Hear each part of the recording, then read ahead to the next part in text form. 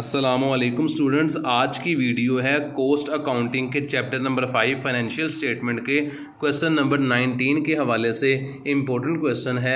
हमें इंफॉर्मेशन में बता रहा है कि प्राइम कॉस्ट गिवन है। आपके पास प्राइम कॉस्ट जो है वो 80% है कॉस्ट ऑफ गुड्स मैन्युफैक्चर का।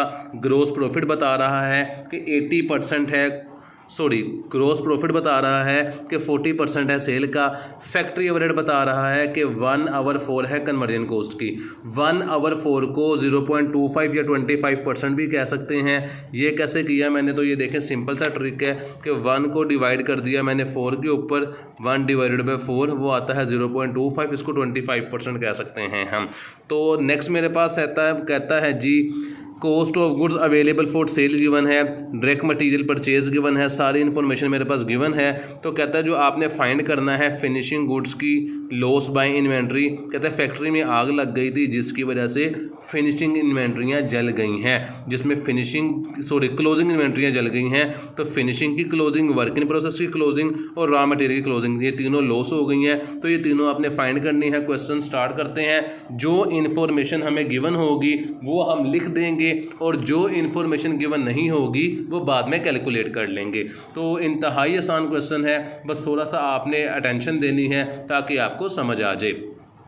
प्राइम कॉस्ट 80% बाद में देखते हैं। ग्रोस प्रॉफिट है जी 40% ऑफ सेल। तो यहाँ पे ग्रोस प्रॉफिट की वर्किंग कर लेते हैं। फॉर्मूला होता है sale minus gross profit is equal to CGS। ये फॉर्मूला सिंपल सा फॉर्मूला है।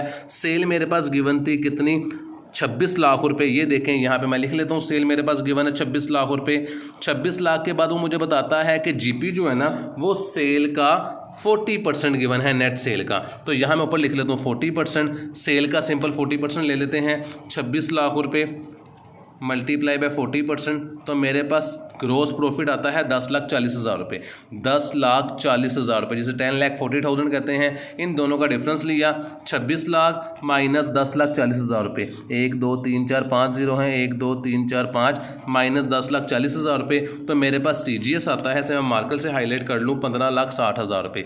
ये मेरे पास आया है वर्किंग 1 से। आपने वर्किंग ध्यान से करनी है, वर्किंग के मार्क्स मिलते हैं, वर्किंग को प्रॉपर आपने प्यारा सा लिखना है। तो वर्किंग 1 से CGS आया है 15,60,000 रुपये। तो सबसे पहले मैं CGS ही लिख लेता हूँ 15,60,000 रुपये। उसके बाद सवाल में वो हमें इंफॉर्मेशन दे रहा है कि फैक्ट्री ओवरहेड है 1/4 कन्वर्जन कॉस्ट का। तो ये भी मैं साथ ही वर्किंग कर देता हूँ वर्किंग 2 के नाम से। यहाँ मैंने कर दी वर्किंग 2। वर्किंग 2 में मैंने आपको बताया था कि कन्वर्जन कॉस्ट के अंदर 2 किस्म की कॉस्ट होती है, एक डायरेक्ट लेबर होती है और एक FOH होती है कन्वर्जन कॉस्ट के अंदर। तो डायरेक्ट लेबर मेरे पास सवाल में गिवन थी, डायरेक्ट लेबर कॉस्ट कितनी थी, 4,50,000 रुपये। तो मैंने लिख दिया डायरेक्ट लेबर कॉस्ट मेरे पास गिवन है 4,50,000 रुपये। मैंने 4,50,000 रुपये। FOH मेरे पास वो बता रहा है कि FOH है 1/4 ऑफ कन्वर्जन कॉस्ट। तो 1/4 का मतलब है 0.25, जिसको 25% भी कह सकते हैं। आपके आसानी के लिए यहाँ पे आप लिख दे 1/4 is equal to 0.25 is equal to 25%। तो यहाँ पर जो FOH गिवन है वो 25% गिवन है।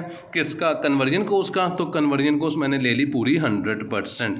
तो यहाँ पे मैंने 100% के अंदर से 25% को माइनस किया, तो मेरे पास बचा बाकी 75%। 75% is equal to direct labour cost, जो कि मेरे पास 4,50,000 रुपये गिवन थी। यहाँ पे 75% का मतलब है 75 डिवाइडेड बाई 100।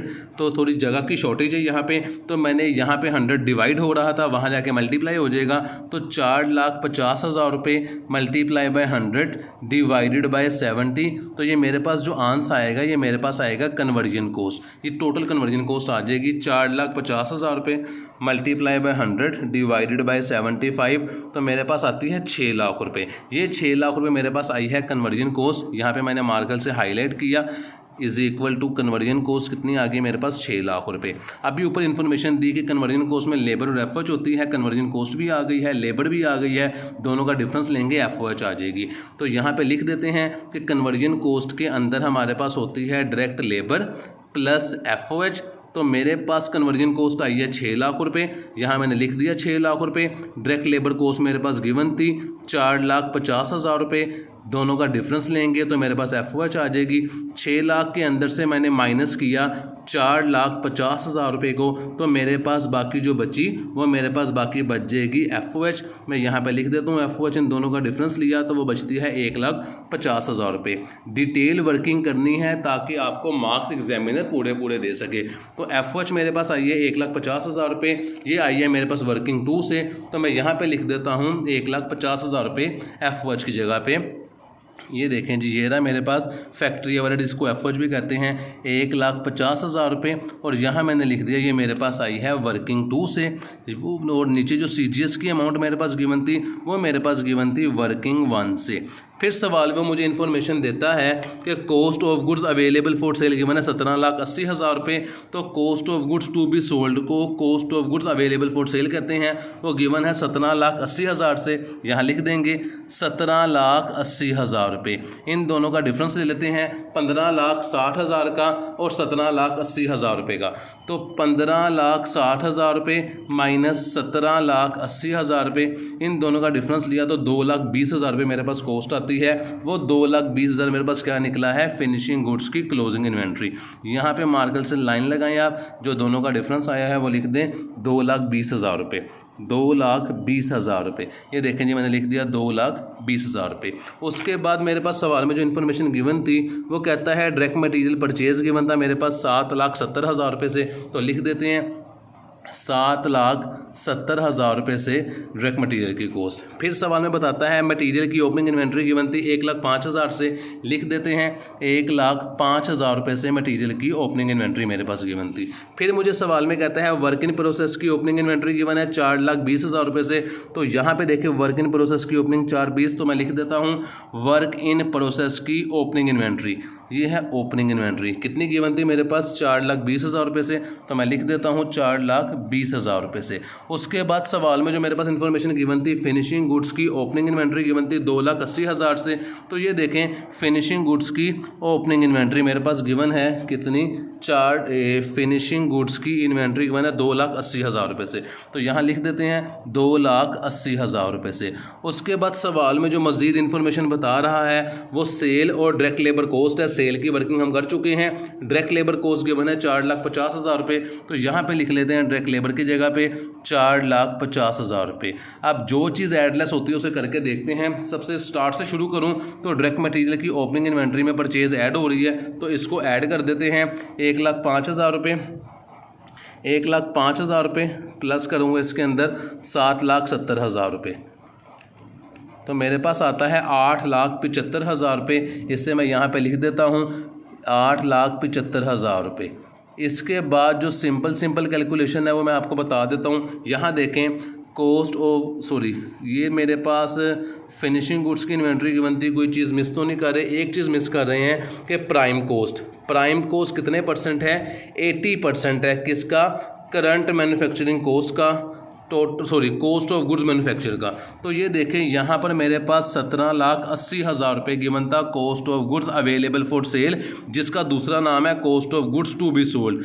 ये और ओपनिंग इन्वेंट्री रिवर्स कैलकुलेशन में इसके अंदर से ओपनिंग इन्वेंट्री को माइनस कर देंगे, क्योंकि जब रिवर्स जाते हैं तो जो चीज़ ऐड हो रही होती है उसको माइनस कर देते हैं। तो 17,80,000 में से माइनस किया 2,80,000 रुपये को, तो मेरे पास आता है पूरा 15 लाख रुपये। ये 15 लाख मेरे पास आया है cost of goods manufacture through reverse calculation.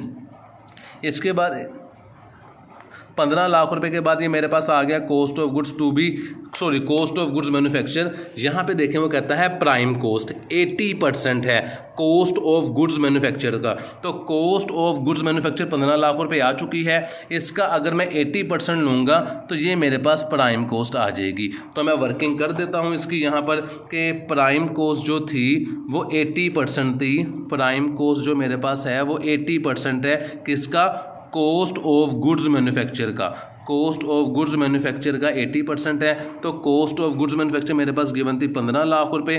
15 lakh का मैंने लिया 80%, क्योंकि मेरे पास ये अमाउंट गिवन थी।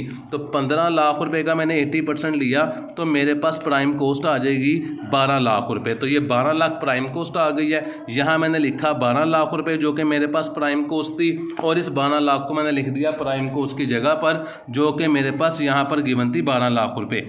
ये देखें 12 लाख रुपए ये मेरे पास गिवन थी। यहाँ पे अगर मैं ऐड लेस करूँ तो ये देखें कि डायरेक्ट लेबर कोस्ट 4,50,000 रुपये से ऐड हो रही थी, रिवर्स कैलकुलेशन में लेस हो जाएगी -4,50,000 रुपये। तो बाकी बचता है 7,50,000 रुपये, वो आया है डायरेक्ट मटेरियल यूज़ 7,50,000 रुपये से। अगर मैं इन दोनों का डिफरेंस ले लूँ 8,75,000 का और 7,50,000 रुपये का, 7,50,000 और 8,75,000 का अगर मैं डिफरेंस ले लूँ तो मेरे पास अमाउंट बचती है कितनी, 1,25,000 रुपये। ये 1,25,000 मैंने यहाँ पे लिख दिया जो कि इन दोनों का डिफरेंस थी। उसके बाद सवाल में अगर देखें कि प्राइम कॉस्ट मेरे पास गिवन है और FOH भी गिवन है, ये दोनों ऐड हो रही हैं, तो इन दोनों को ऐड कर देते हैं। 12 लाख के अंदर मैं ऐड कर देता हूँ 1,50,000 रुपये को, जो कि मेरी FOH थी, तो मेरे पास आता है 13,50,000 रुपये। उस 13,50,000 को मैंने यहाँ लिख दिया 13,50,000 रुपये को।